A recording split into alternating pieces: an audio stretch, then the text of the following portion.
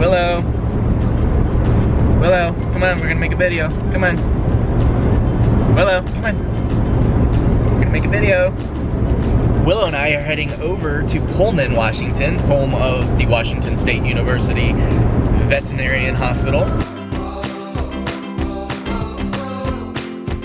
I'm taking Willow down to the animal hospital so she can have the splint that's on her leg now taken off, and she's gonna be fitted for a long-term brace. Come back, baby girl. You can be in the shot still.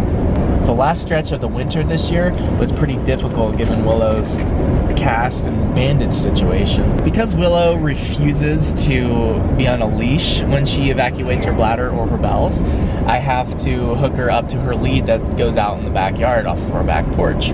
This was fine in January because our winter was so mild. I would just hook her up, she'd go out. We had a little bit of snow, but it was frozen and hard packed. It wasn't getting her cast wet or her bandages wet.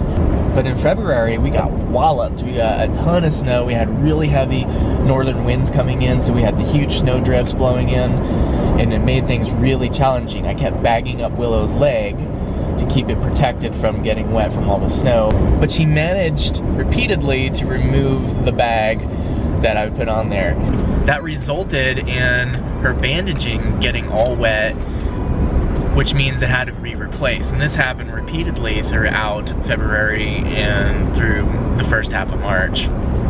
I'm really, really excited about getting her down here and getting that brace on her, because I think this is gonna be something that I can take on and off her, make sure her leg stays clean. If it gets wet, we can dry it off so she doesn't have wetness attached to her leg all the time. I'm gonna be spending a lot less time and energy trying to bag her leg up and keep it dry.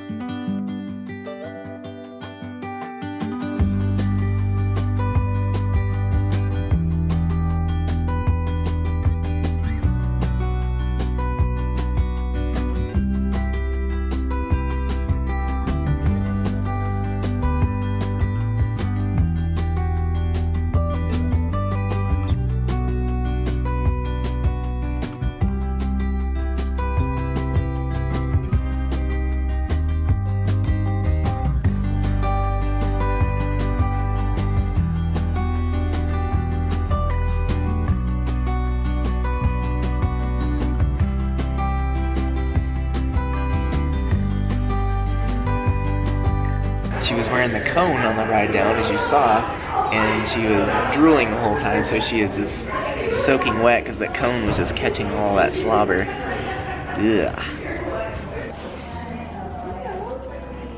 She's like, you're pain, and the muscles hurt. And you're Daniel. I am, yes. I'm sorry. Jen. No worries. I think we just want to do a quick look at her on the orthopedic service, and then we'll take her over to our rehab service to get her brace fitted for today. But I just would love to ask you how she's been doing. Overall, pretty well. We had some issues with her cast and bandaging getting wet. That was an issue that came up, and just with the weather, it was kind of hard to deal with. But other than that, I think it's been okay. And she seems to be getting around okay? Yeah. Good. Yeah. And when was the last time she had a bandage change? Actually, I did it with my mom yesterday. Thank you, Mom. Okay, and is she on any current medications or anything like that? No. Perfect.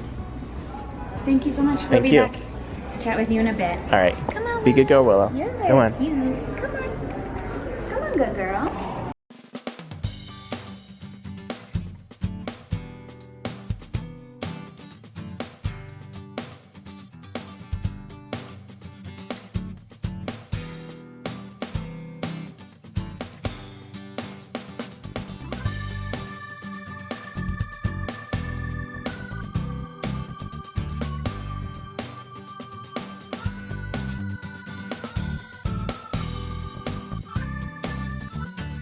Willow seems to approve of the new brace.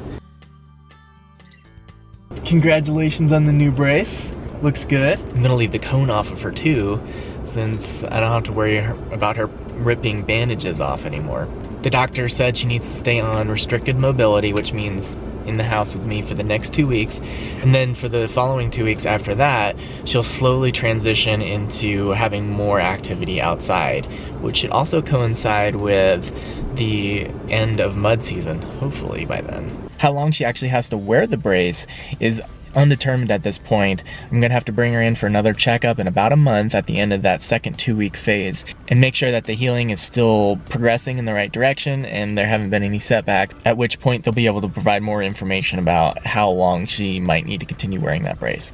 But the brace is washable. I think I got 2 of them, so I can exchange them out. She can take it off at night, or I can take it off of her at night. So I think overall this is gonna be a much more comfortable experience for all of us.